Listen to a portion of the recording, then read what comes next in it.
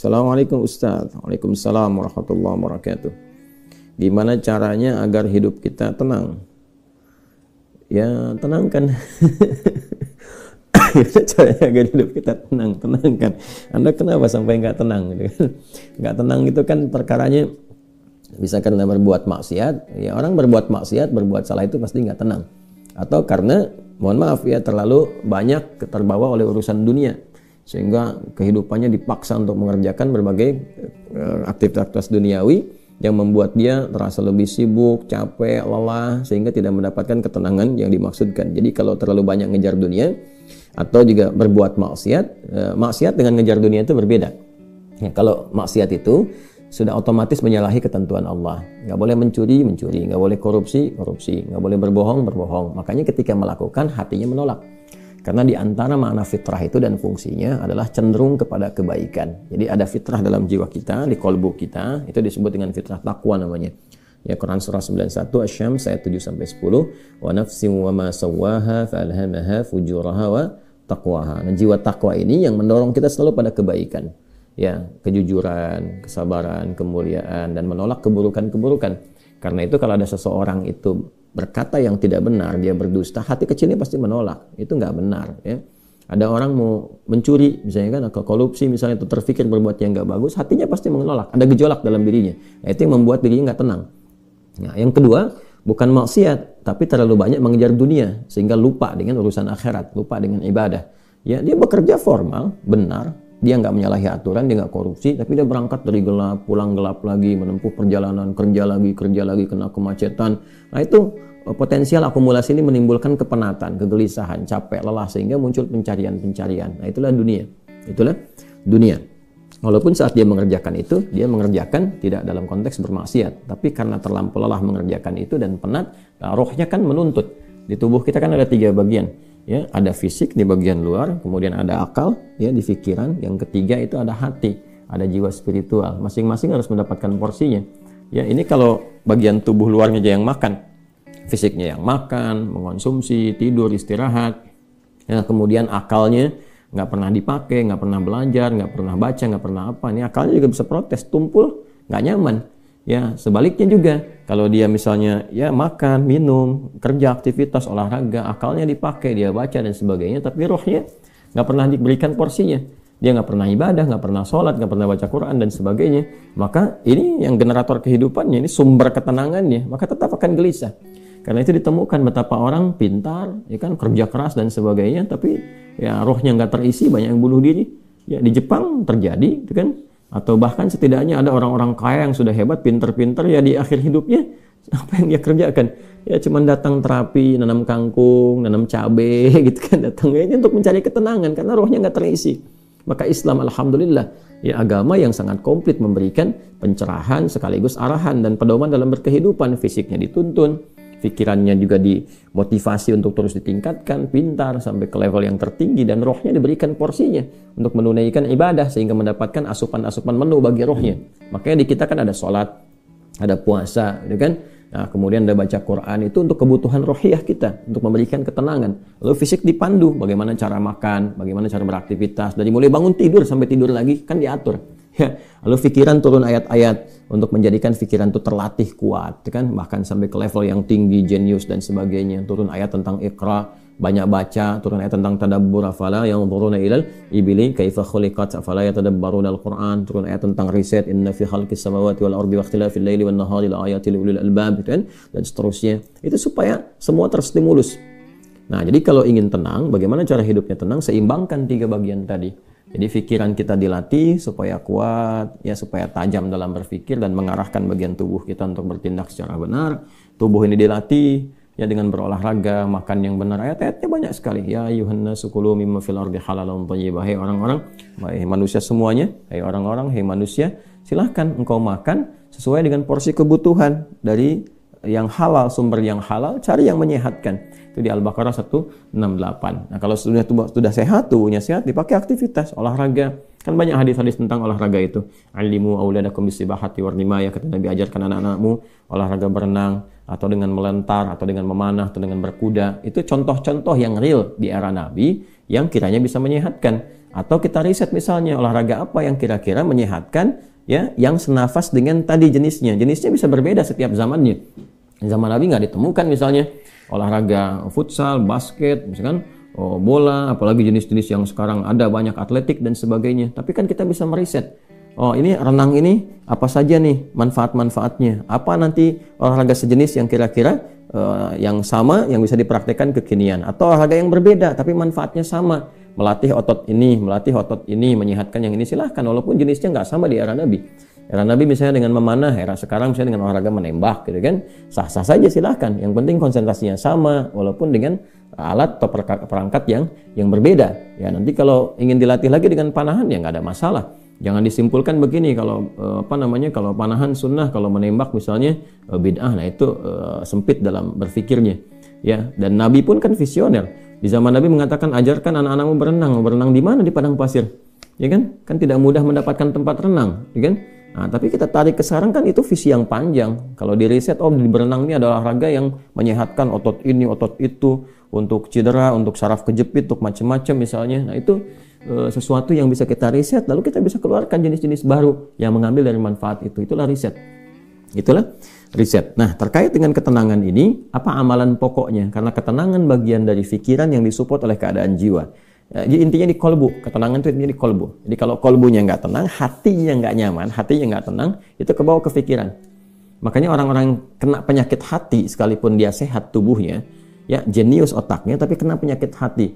Dia kena penyakit iri. Ya, iri kan iri hati. Saya belum pernah dengar iri akal, iri pikiran, ya, atau iri mata, ya, iri kaki, iri tangan, nggak ada. Yang ada iri hati. Ya, dengki misalnya, ria, itu penyakit hati semua. Makanya orang dengki, orang hasad itu pasti hidupnya nggak tenang. Ya, orang berilmu, tapi dia kena penyakit hati, iri kepada orang berilmu yang lain, itu nggak tenang hidupnya.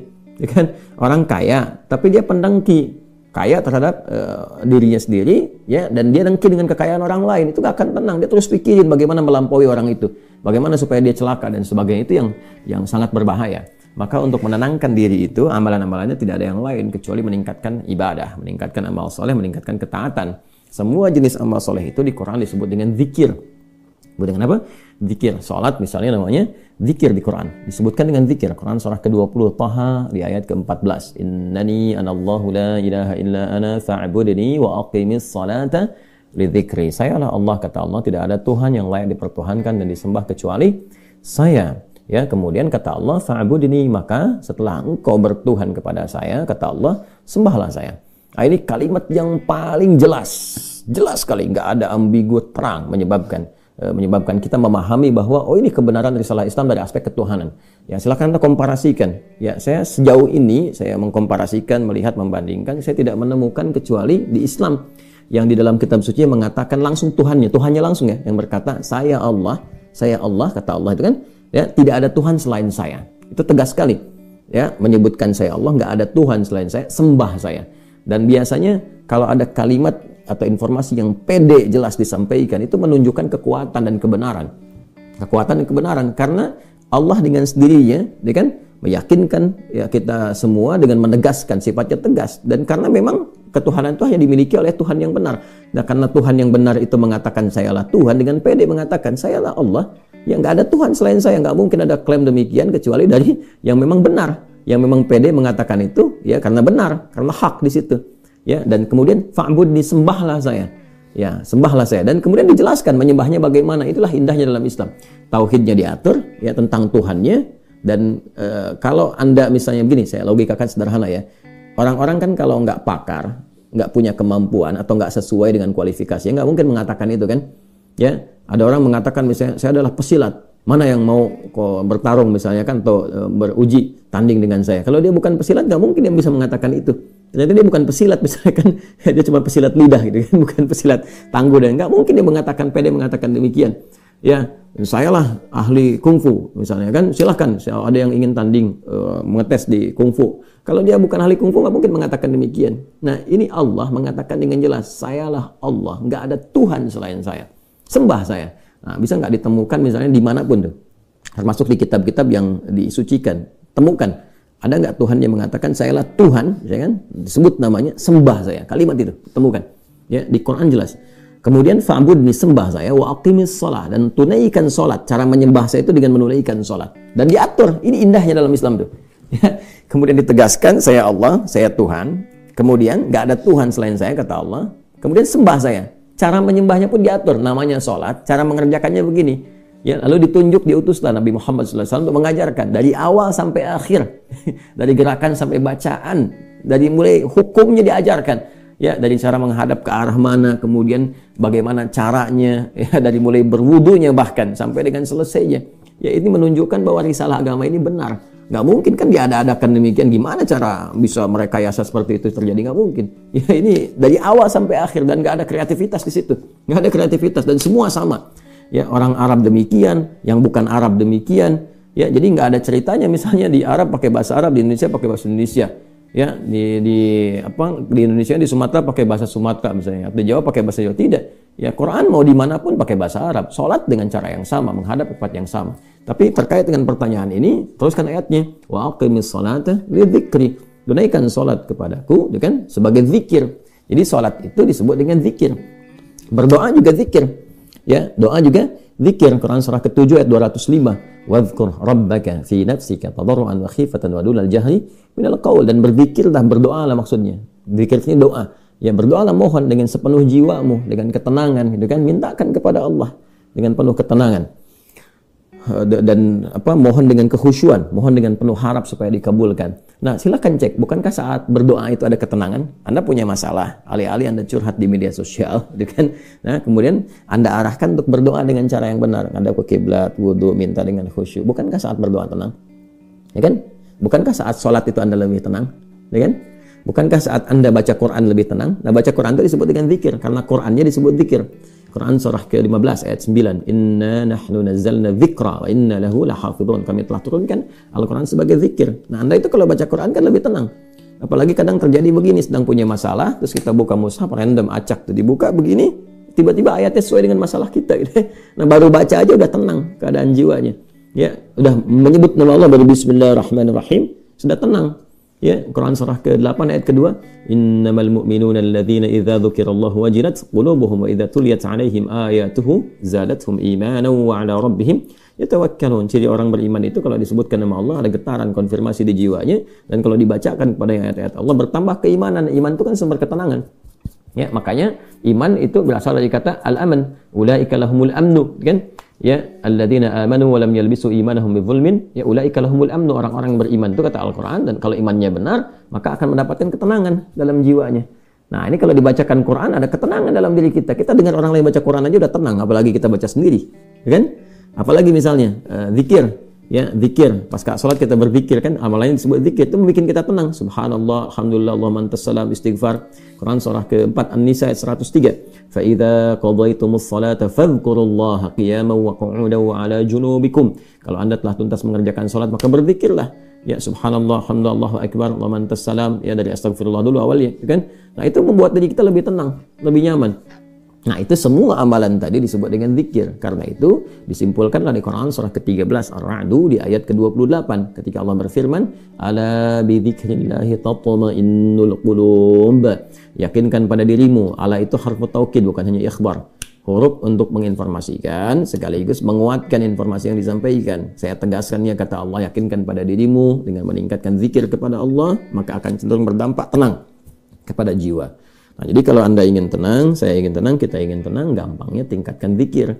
Zikir itu bentuknya ibadah, baik dengan ibadah fisik seperti sholat, baca Al-Quran, atau ibadah harta dengan bersedekah misalnya, ya, zakat itu kewajiban, infak itu tambahkan. Kalau ingin tenang, cobalah pagi-pagi cari orang-orang yang berhak mendapatkan itu sesuai dengan kualifikasi yang disampaikan Al-Quran dan hadis, jalan, temui, bersedekah, nggak usah banyak dipamerkan, ya, macam-macam, bersedekah, sampaikan dengan tulus.